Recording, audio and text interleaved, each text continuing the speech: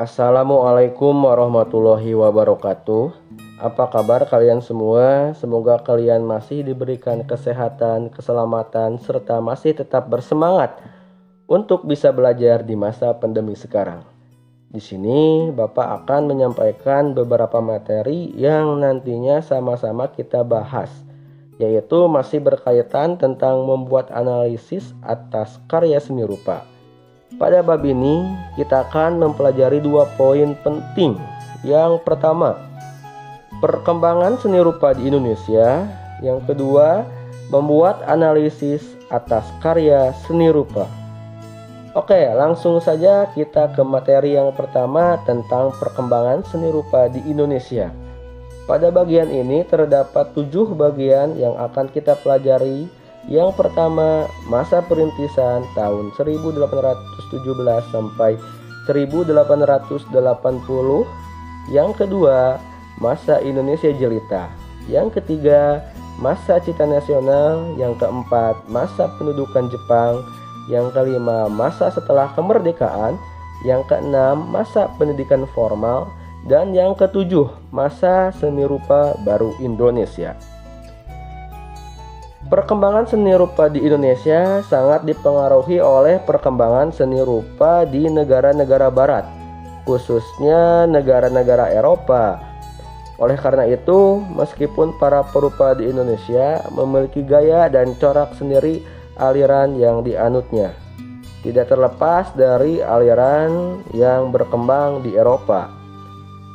Masa yang pertama adalah masa perintisan antara tahun 1817 sampai dengan 1880. Awalnya warga pribumi di Indonesia hanya bertindak sebagai penonton atau asisten.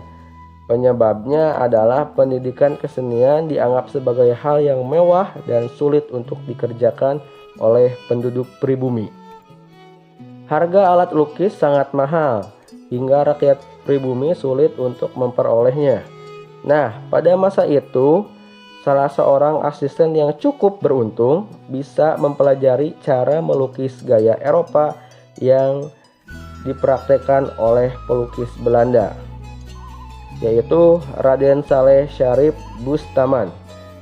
Raden Saleh kemudian melanjutkan pendidikan melukis ke Belanda, sehingga berhasil menjadi pelukis yang disegani dan menjadi pelukis istana di beberapa negara Eropa. Ciri-ciri lukisan pada masa perintisan yang dipelajari oleh Raden Saleh adalah sebagai berikut. Yang pertama, bergaya natural dan romantisme. Yang kedua, kuat dalam melukis potret dan binatang. Yang ketiga, pengaruh romantisme Eropa terutama dari Delacroix. Yang keempat, pengamatan yang sangat baik pada alam maupun binatang. Adapun judul karya Raden Saleh yang hingga saat ini masih dapat dilihat, di antaranya yang pertama, Hutan Terbakar. Yang kedua, Antara Hidup dan Mati. Yang ketiga, Pangeran Diponegoro. Yang keempat, Berburu Banteng di Jawa. Nah, itulah penjelasan tentang masa perintisan antara tahun 1817 sampai 1880. Materi kita selanjutnya yaitu masa Indonesia Jelita. Ciri-ciri lukisan pada Indonesia Jelita antara lain: yang pertama, pengambilan objek alam yang indah. Yang kedua, tidak mencerminkan nilai-nilai jiwa merdeka. Yang ketiga, kemahiran teknis melukis tidak dibarengi dengan penonjolan nilai spiritual. Dan yang keempat, menonjolkan nada erotis dalam melukiskan manusia. Tokoh-tokoh pelukis pada masa Indonesia Jelita diantaranya adalah yang pertama, Abdullah Suryoso Subroto tahun 1878 sampai 1941. Yang kedua, Mas Pringadi tahun 1875 sampai 1936. Yang ketiga, Wakidi. Yang keempat, Basuki Abdullah. Yang kelima, Heng Ngantuk. Dan yang keenam, Limang Fong. Selanjutnya, masa cita nasional. Hasil karya pada masa ini mencerminkan hal-hal sebagai berikut. Yang pertama, mementingkan nilai-nilai psikologi. Yang kedua, tema perjuangan rakyat. Yang ketiga, tidak terikat kepada objek alam yang nyata. Yang keempat, memiliki kepribadian Indonesia. Dan yang kelima, didasari oleh semangat dan keberanian. Setelah masa cita nasional, berikutnya masa pendudukan Jepang. Pada masa ini tokoh penting diantaranya yang pertama, S. Sujujono. Yang kedua, Basuki Abdullah, Emira Sunarsa. Yang ketiga, Agus Jaja Sumita Barli. Yang keempat, Afandi. Yang kelima, Mahendra, dan yang lain-lain. Selanjutnya, masa setelah kemerdekaan. Setelah Jepang keluar dari wilayah Indonesia, dunia seni lukis Indonesia mendapatkan banyak kesempatan. Masa kemerdekaan benar-benar mendapatkan kebebasan sesungguhnya. Hal ini ditandai munculnya beberapa kelompok atau perkumpulan seniman. Di antaranya yang pertama, pada tahun 1946 berdiri SIM atau Seniman Indonesia Muda. Yang kedua, tahun 1947 berdiri Perkumpulan Pelukis Rakyat yang dipimpin oleh Afandi dan Mahendra yang keluar dari perkumpulan SIM. Yang ketiga, pada tahun 1948 berdiri perkumpulan yang memberikan kursus menggambar, yaitu Prabangkara. Pada tahun 1950 di Bandung berdiri Balai Perguruan Tinggi Guru Gambar yang dipelopori oleh Profesor Safeu Sumarja. Dan yang terakhir, pada tahun 1959 Balai Perguruan Tinggi Guru Gambar berubah menjadi jurusan Seni Rupa pada Institut Teknologi Bandung. Selanjutnya, masa pendidikan formal.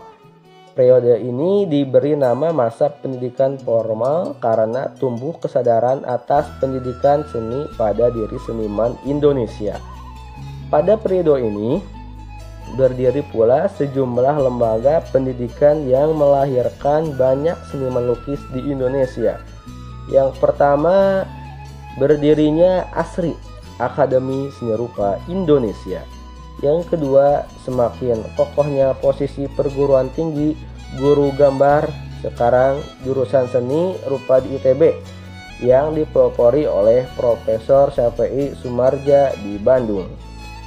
Yang ketiga, guru gambar pada tingkat sekolah-sekolah menengah menuntut terbentuknya jurusan seni rupa pada perguruan tinggi keguruan.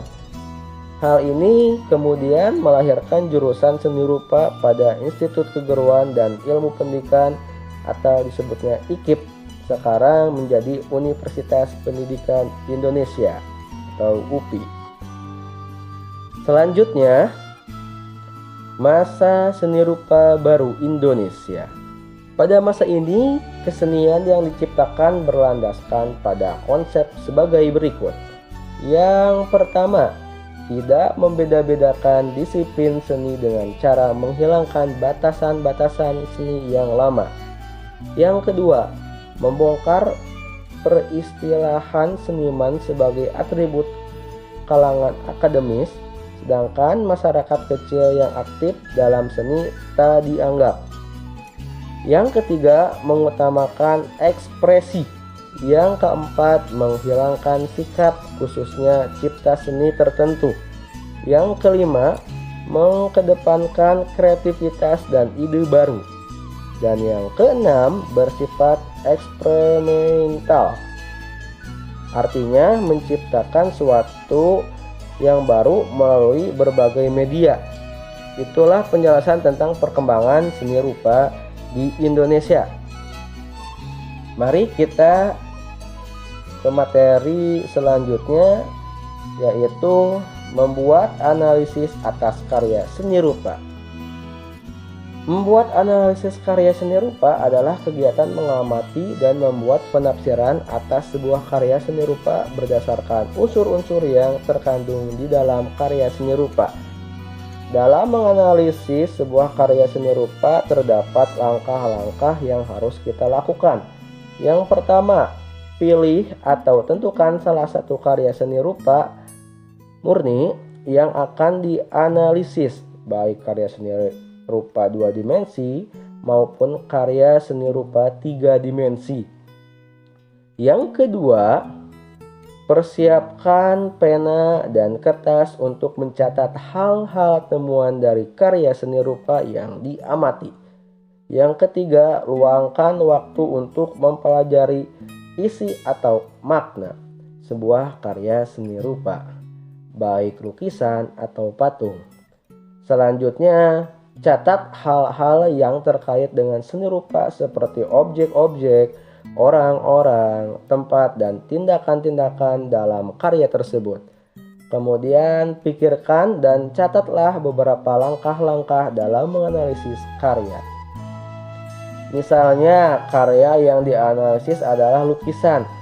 Makna langkah-langkah kerjanya adalah sebagai berikut. Yang pertama, deskripsi. Yang kedua, elemen seni. Yang ketiga, komposisi dan susunan. Yang keempat, konteks karya seni rupa, baik sosial dan budaya. Yang kelima, riwayat hidup atau latar belakang. Dan yang keenam, makna dalam karya seni rupa. Itulah pembahasan dan penjelasan tentang membuat analisis karya seni rupa. Demikian video pembelajaran yang disampaikan tadi atau yang diuraikan, mudah-mudahan kalian bisa memahami. Pesan Bapak, semoga kalian masih tetap bisa bersemangat dan diberi kesehatan serta patuhilah protokol kesehatan. Hindari kerumunan dan keramaian. Terima kasih. Assalamualaikum warahmatullahi wabarakatuh.